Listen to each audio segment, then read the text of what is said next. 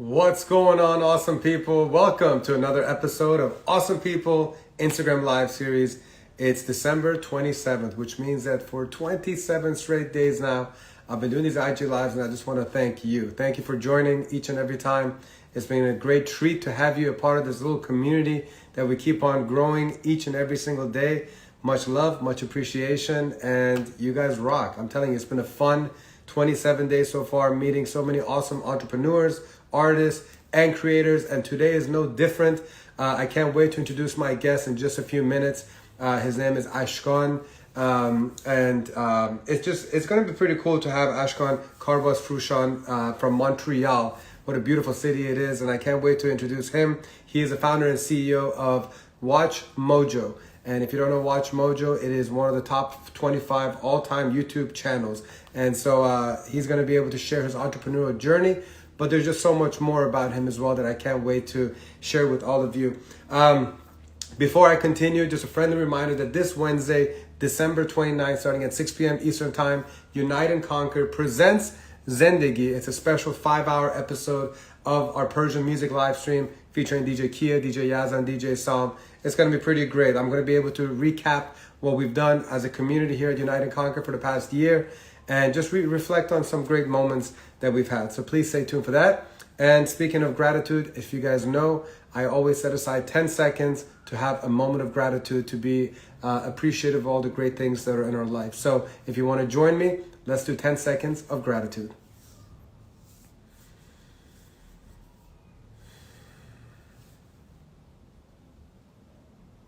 All right, it's time to rock and roll, ladies and gentlemen.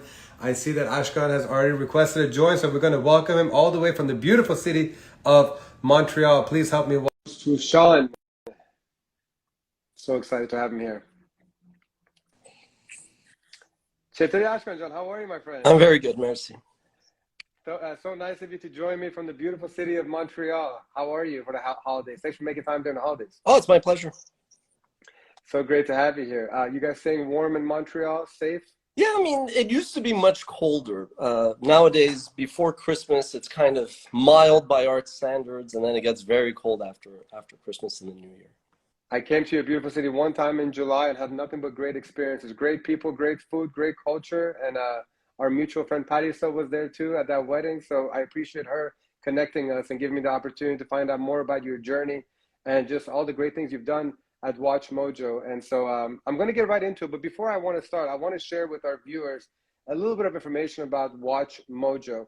And the data just kind of blew my mind. So I wanted to share the fact that Watch Mojo's YouTube channel has over 30 million subscribers, 100 million unique monthly viewers who spend 2 billion minutes watching over 300 million videos each month. And all time has viewed 15 billion videos and more than 80 billion minutes on the channel. And my question to you is, first of all, how does that make you feel that you created a community that has such astonishing numbers? That's my first question to you. Well, you started off your show with the word gratitude. So I think, you're obviously just appreciative of the opportunity to go out there, and kind of educate yourself and have the opportunity to launch an organization, and then you recruit people and you have to kind of share what your vision is. And then you have to kind of, the mission is what changes. It's how you achieve that vision. And then you have to be open. And obviously a lot of people help you. And entrepreneurship is a bit of a paradox. You think you work for yourself, but really you don't. You have all these stakeholders that you account to. But it's a lot of gratitude, It's very, very easy to look at the negatives. It's very easy to, feel you could do more, feel almost, pity or whatever because of the little problems you have. But especially in the last 2 years with everything that's happened with this poly crisis of the pandemic that's affected health, socioeconomically, it's affected people differently. You just need perspective and gratitude, basically. And, when you started in 2006, one of the things I noticed in one of the articles that you wrote is how, majority of your leadership team or the original founders and co-founders and just the executive team has pretty much all remained, 10, 15 years later. And that really says a lot about you as a leader. And kind of tell us, what is the secret to being able to keep that nucleus together for so long? Well, today you hear a lot of leaders talk about servant leadership, having a stakeholder mindset. When I graduated from business school, it was all about shareholders. It was maximizing value for the shareholder. And I was like, that doesn't really seem right. Not even right from a altruistic, idealistic way, just from a very practical, pragmatic sense. I was like, that makes no sense. You know, you have the community, you have your employees, you have your clients. You know, so I kind of had to go out on my own journey to really get a sense of, you know, how you should lead. And that's partly why I was more of a reluctant entrepreneur. And so a lot of it really boils down, people talked about culture, but it boils down to communications. You know, I would say you know, I believe in Jean-Jacques Rousseau's nature and nurture. So I definitely think there's a part of it that is your education and your upbringing. And so obviously, you know, I'm pretty Canadian, you know, American mindset in terms of business and competition. I'm probably a bit more aggressive, realistic in business than most Canadians are. But there's definitely that element of nature, which is being Iranian, Persian with Tarof and just the way you are with others, that from the beginning, it was, again, I'm very ambitious, I'm very driven, but there was always this element of compromise. I love saying I'm sorry because it earns people's trust. They go, okay, this guy is not too rigid. I love to say thank you. It doesn't cost me anything, but it means the world to others. Saying you're welcome. So there's a lot of small things you can, and you're not perfect. You make mistakes every day. You know, I could write a book on my mistakes today, you know, but the point I want to get to is if you sincerely just appreciate and show gratitude for the people around you, doesn't mean you don't say or do things that maybe you could have done differently or better, then people are drawn to you. You know, I worked with the same four other individuals for 15 years, but there's also another five who have been with us for 12, 13 years. And one of those five, or one of those other four, is my spouse, Christine, right? So the fact that, you know, we've worked together, every day I'm like, is she going to kill me or leave me? I'm half joking. But the point is, you have to make it work. It makes the success that much sweeter. But there are moments when I go, and this is probably one of the few overly confident things I'll say, is there's probably four people in the world who could pull that off. It's really, really hard. And sometimes I go, it's great that we built this together, but there are moments that I just want to be her spouse, because being partners creates some friction, you know, and I have some friction with the other co-founders as well, but overall it's healthy.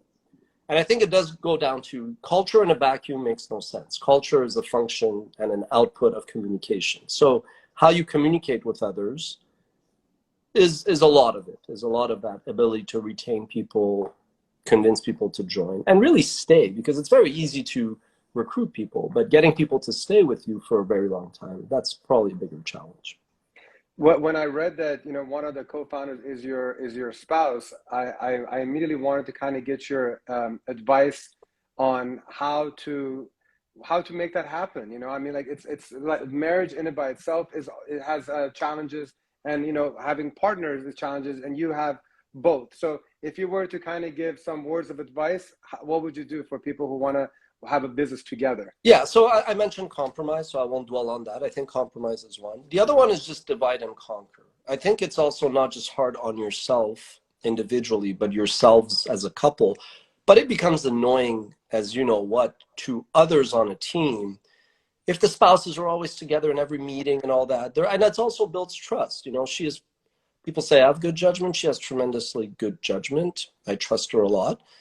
And it doesn't matter if we disagree on certain things. The point is, you can only have that marathon-like endurance if you kind of divide and conquer. And that means strategically, there are areas of the business that I just trust her to do a better job than I do. But also tactically, not being on every meeting together, not being on every nowadays Zoom call or whatever, to give each other space, but also not, you know, there are great things about the fact that we started the business together. I think, for one, like, I like to think I'm a decent human being, but we were never going to have Me Too problems that plagued a lot of other companies, because our company was never going to be a, you know, boys' locker room type of culture. But there are some limitations when you have like family dynamics. And I was always very mindful of that when it came to best practices and governance. you know, if people walk into a meeting we're having, I don't think they even know who the boss is, because you want the best ideas to filter to the top. But I also don't think that while there are some good parts of it being, you know, a couple that started the business, I don't think most people would know that that's a fact, you know? I mean, it's just something that I always look at the pros and the strengths of the situation. And I very quickly I go, okay, let's put that aside. And then I zone in on the weaknesses and like what the bad things are so that you can improve on that very quickly. I love that. What about, you know, you mentioned good, you know, good human being, and I wholeheartedly agree with that, especially after doing more research on the philanthropic leg of what you guys are doing at WatchMojo. You're so much more than just a content platform. And would you mind just kind of touching on that, on exactly the different things you're doing with WatchMojo Gives Back? Sure. So Mojo Gives Back. Whenever there would be a cause, let's say if a family member lost someone, or we would, you know, Christine and I would do stuff more privately just because, you know, we wanted to, and it was just a good thing to do, so to speak. And we knew that a dollar sometimes helps somebody in need quite a bit. But there was actually, again, I've always been a problem solver, and I talked about stakeholder mindset. So I was like, look, we are known for covering the people, places, and things that fans are passionate about. So that means covering Robin Williams when he's alive. But unfortunately, when celebrities pass away, historically, media's covered them. People magazine put Princess Diana on its cover, bestseller, nobody complained. But younger generations view things differently. I'm 43, so depending on who you ask, I'm either young or old. And I'm not one of these people who looks at 20-year-olds or 15-year-olds and go, they don't get anything. No, they get a lot. And the same way that there was during the civil rights movement in Nazi Germany, the younger people maybe said, hey, these things are not right. And the older generation just goes on with it. Sometimes they don't know how to go about or say it at a given time. And that's just experience. But I always kind of, when the younger viewers who watch WatchMojo would be like, hey, so-and-so passed away, why are you guys profiting now by doing a tribute video? You're running ads before it. I was like, look, from a practical business sense, it costs money to create content, so we're not doing anything wrong. But I said, again, let's set that aside. Let's distill it. What is the criticism that is being leveled? Okay, the optics that we're profiting from somebody's passing so quickly, I get that. It stings people. And yes, there's always going to be a vocal minority complaining about everything or something online. But still, it doesn't mean that there's no validity in it. So I was like, okay, great. I've wanted to have some kind of philanthropic arm and initiative with WatchMojo. And I didn't want it to seem unnatural. I didn't want it to seem fake. But I also wanted it to align as many stakeholders as possible. So I said, okay, when we do a tribute, Kobe Bryant passes away, if we do the top 10 Kobe Bryant moments, we'll take the proceeds of that video and we'll give it to a charity that's related. So if an actor passes away from prostate cancer, it's sad, but we'll take money that we made from that video and we'll give it to the Prostate Cancer Foundation, so to speak.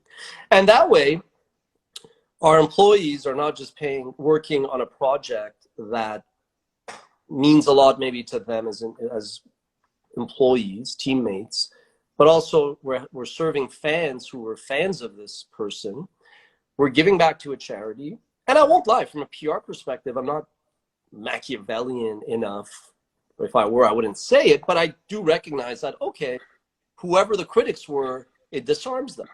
And it actually money back to good causes. And so oftentimes I do take a lot of pleasure from that, but I also won't lie, in terms of a competitor, I'm like, this wasn't, to use a Kobe Bryant analogy, this was a layup. Somebody could have done this before us, but either because human beings, we manage greed and fear and the sins and virtues, I was maybe more driven by the fear of people accusing us of profiting from somebody's passing. I wasn't driven by the greed of saying, I want to keep this money. But I was like, well, we thought of it, and our viewers are always like, that's why I love WatchMojo. This money is going to a good cause, right? So that's an example of stakeholder management. You recognize, you distill the criticism, you don't dismiss it because, oh, it's millennials, it's Gen Z. No, you know, there's always a very smart young generation and member of the younger generation that solves things. So you don't want to be dismissive.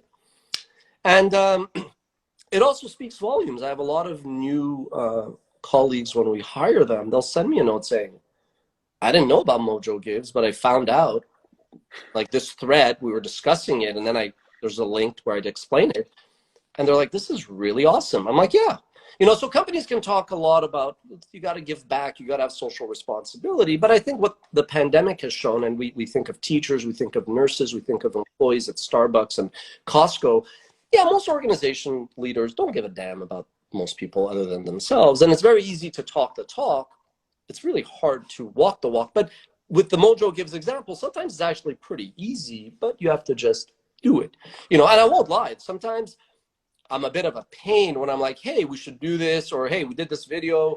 Why didn't anybody think that this would be a good video? And again, you don't want to get mad at your teammates, but I'm like, guys, this was a perfect example, you know? And I'm like, well, we could do it retroactively, and we may, but we missed on a good opportunity to create goodwill and to give back to a good cause. And that's something that we're going to do. But I'm also adding layers without having discussed it, for example, which is, again, like going to certain employees who really are, you know, go above and beyond helping their colleagues. You could give them a bonus, and we have that. But I also go, hey, if there's any causes that mean a lot to you, you know, and then sometimes people will come out and they go, yeah, you know, my uncle passed away from this, or my, you know, this is a cause that means a lot to me. And we'll make a donation, sometimes rather quietly. But it's more because I want young people entering the workforce to go, hey, this is not abnormal. You should look for companies that do this kind of stuff. And one day, hopefully, you will be in this chair, or a chair, you know, any chair at any organization, and you should be taking the lead on this.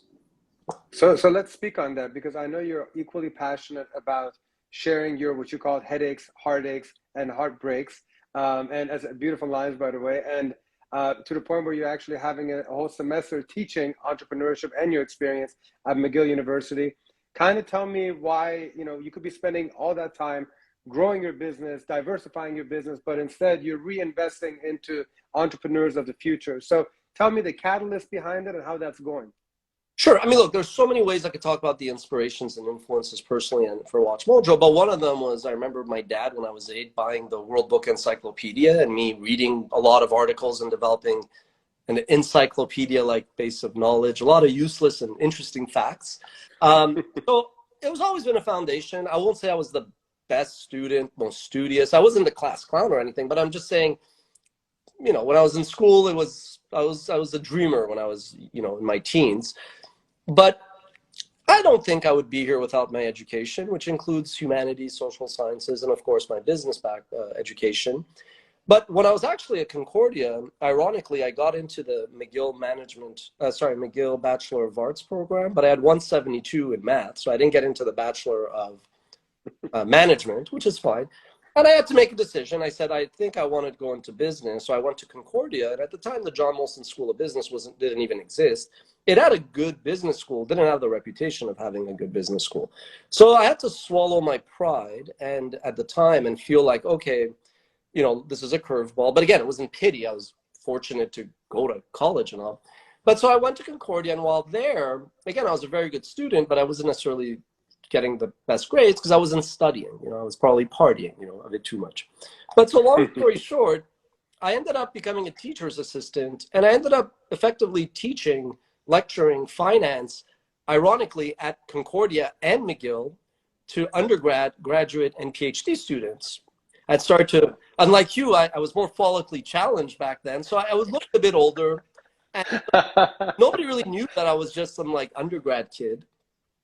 And ironically, at the time, I thought I wanted to maybe teach, but because I was doing that, I didn't have time to get my master's. And so in later years when I wanted to teach, they were like, you don't have a master's. And I said, it's fine. I'm not complaining. I have a great life, knock on wood. You know, I wasn't complaining.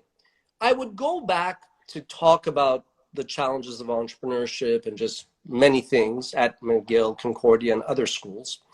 And what happened was, a month ago, a gentleman who teaches at McGill, whom I had gone when he was teaching at Concordia to speak to his class, I played soccer with him, and he was like, look, would you like to teach? He knew the whole background, and I told him how much I appreciated him inviting me to speak. And I said, I don't have a master's. He goes, I can make an exception because this is really more of like, we want people who are from industry. We recognize they may not even have completed. He goes, the fact that you were TA and all that is just bonus. And there was a little bit, I mean, I just like to give back, but we're humans. We're all driven by insecurities and just whether we know it or not. There was an element of like the irony of not having been admitted into the Bachelor of Management Guild and now going to teach, but it wasn't about that. I would have gone and taught anywhere, frankly, because entrepreneurship has given me so much. But today it's like everybody, a lot of kids want to be either YouTube creators, influencers, TikTokers. A lot of them want to be entrepreneurs, but I don't think they necessarily appreciate the hardships, the time it takes. So, yeah, I mean, I feel like the 20 years I've been in the industry, I've learned a lot across all functions: business, marketing, sales, product, technology, legal. Like, people don't know, I went to court and I defeated Fox and News Corporation on a frivolous case. But I mean, to do that, I mean, there's certain tactical things I learned that would come really handy. So long story short, it was just a very once in a lifetime opportunity. And I just want to prepare entrepreneurs. For me, it sounds a bit vain to say this maybe, but a lot of philanthropy actually will come from helping entrepreneurs who then go out, create these organizations and create jobs. And it kind of like you have a ripple effect. And if I could help minimize the time to find your course to success, if I could help address that time when an entrepreneur goes through many sleepless nights, if I could kind of say, look, I have all these scars from the battleground, I've started to put my sword down to be a bit more symbolic and say, yeah, like when you're an entrepreneur, because of the competitive nature of it, you're literally taking fire and returning fire nonstop. And you get to a point, you have kids, my kids are 13 and 11. You want, as I said, I just want to be more of a spouse than a partner. And it just seems very therapeutic to give back. And as much as I'm sure, the irony is, as much as I'm sure the students, false modesty aside, will get a lot out of it because it's a lot of, you know, getting your hands dirty experience, it's actually very much therapeutic for myself because entrepreneurship's really hard. And as much as you may have had a great life as a result of it, again, knock on wood, doesn't mean that you don't have all the stress and PTSD and anxiety of just having been, you know, there's the man in the arena, you know, just like a gladiator, just fighting for so long. Do you think that you're going to get to the point where you're going to teach more regularly, or is this just a one semester type of thing? Well, And look, you could argue if the question is teach formally as a professor, if that's the question, I think this is a, you know, look, I'm the kind of person that has a lot of interest, and admittedly I do things and then I move on. But I think I've been pretty much doing this all my life, especially like writing. You know, I've written for TechCrunch, for Media Post. I've published 3 books. I wrote like, without knowing it purposely, I've always liked to do that. You know, I've spoken at many conferences. I'm not saying people necessarily enjoy it, but I get so no, I think that's, I've been already making that, you know, I've moved a lot more from like entrepreneur operator to advisor investor. I think that shift probably started a couple of years ago. And with the pandemic, meaning people work from home, even with my executive team, I'm more of like in business, like an executive chairman to them. I'm not there micromanaging. They're big boys and girls now. They know what they're doing. They're fully competent. They know that they could come to me if they have a problem, and I'm there as a sounding board. My goal is to help them solve, you know, it's like, you don't want to tell them the time. You want them to build clocks and know how to figure things out. So to me, it's like a natural progression. Now, whether or not all organizations have some politics, whether or not I will be super loving that dynamic of the administrative political aspect of schools, I don't know. But I would imagine if I don't continue, if McGill will have me, let me just start. If McGill will not have me for a second term, I wouldn't be surprised if I take the contents, which I was working on today actually, and just give an online class for free. Just make it all available, and anybody from anywhere in the world could do it. I'll make it multilingual, no cost, you know, and then I'll hopefully just spread my wings and do more of that nature. that's beautiful. It might be a tough question because there's just so many elements to entrepreneurship. But if there was just one advice that you could give to an entrepreneur that is trying to enter the world of entrepreneurship, what is that advice you could give to them? I'd like to say 2 things. One is more micro, one is more macro. The macro one is just persistence. Like, you really have to kind of ask yourself, are you up for a 3, 5, 10-year journey? You know, my third book is called An Entrepreneur's Manifesto, the 10-year overnight success. You know, so it's not, that's the first one. If you're in it because, oh, Mark Zuckerberg is a billionaire, or, oh my God, I want to get the cute girl, that's just stop right now. Like, go do something else. But the biggest advice really, and this is more of a life advice, is, it's weird. It's a paradox. It's not really about you. A lot of the things that you will go through, that you will let affect you, you internalize. But people have their own problems in a given day. People have their own struggles.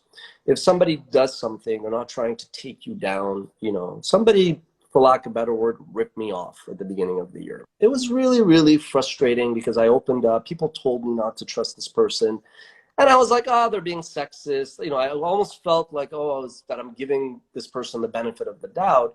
And then at some point I was like, yeah, this person's probably, whether they're wretched, miserable, or they gotta, at the end of the day, do what makes sense for them, and maybe their moral compass is different, and to each their own. Like, on Judgment Day, you're actually not in the room when people render judgment against you, you know? But so you have to really, you have to not internalize sometimes everything. Sometimes you don't know what the other person is going through, and that's for better or worse.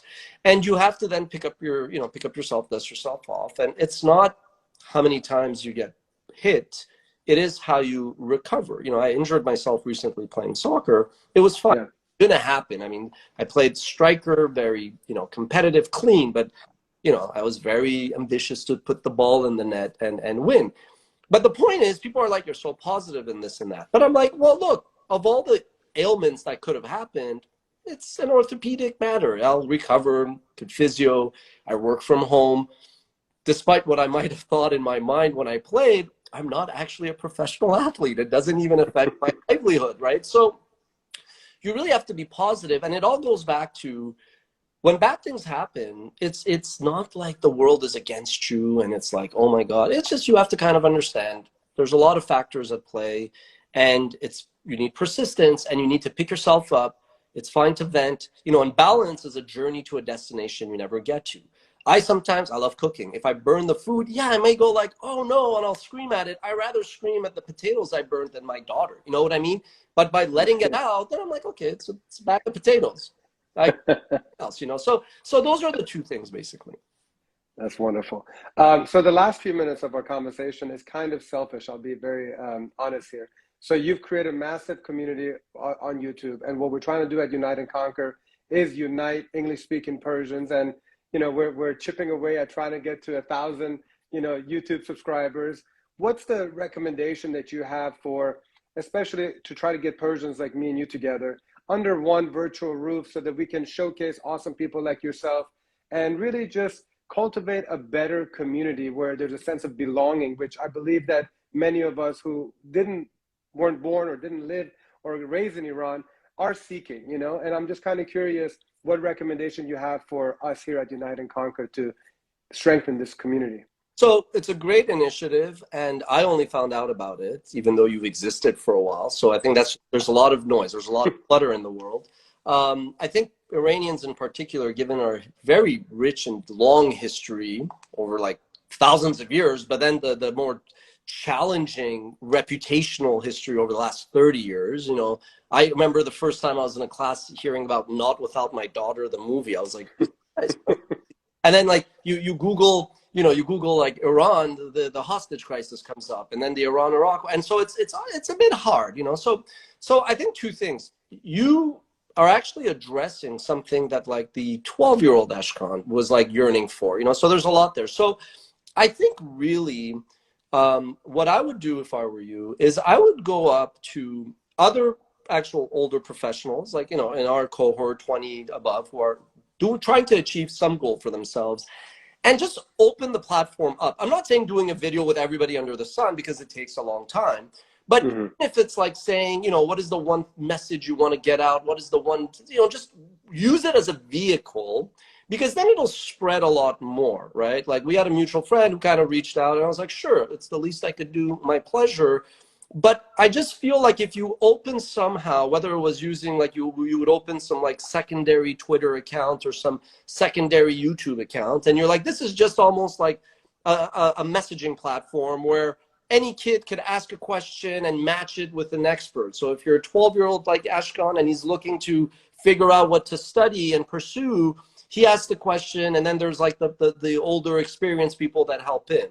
I think that might have more ripple effects to more quickly go viral, which I hate that word, but I think that's the bridge, because there's a lot of young I love that. kids who are just, there's this malaise that is like this disconnect between the extreme influence and impact we've had as a people with how we are seen more recently.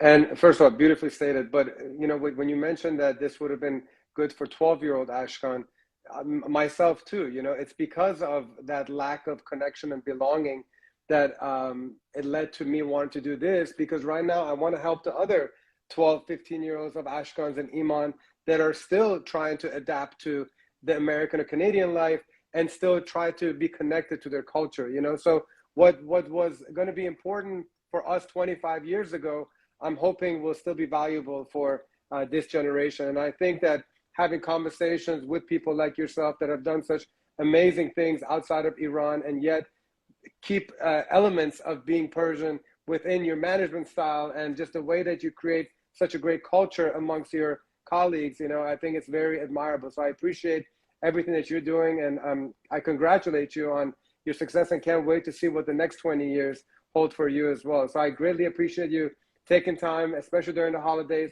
on short notice, and wish you and your family an amazing 2022 ahead. Thank you. Likewise to you. And if there's anything up going forward, please don't hesitate to reach out. Thank you. I really appreciate that. Thank you, Ashkan. Take care and have a good day. As Ashkan signs off, I want to thank everybody for joining today. Really appreciate you guys. Don't forget, this Wednesday, December 29th, we have the Zendegi Persian music live stream starting at 6 p.m. Eastern time. Tomorrow, our awesome guest is going to be Aylar Maki. She's joining us from LA. She's the founder of Jewel Healthy Energetic, and I cannot wait to talk to her. She's going to be talking about a lot of things that have to do with health, healthy eating, and so I hope that it is of value to all of you. And like I said, Wednesday we have our Zendegi live stream, so I can't wait to see you there. Please don't forget to go to our YouTube channel, Unite and Conquer, and click that subscribe button.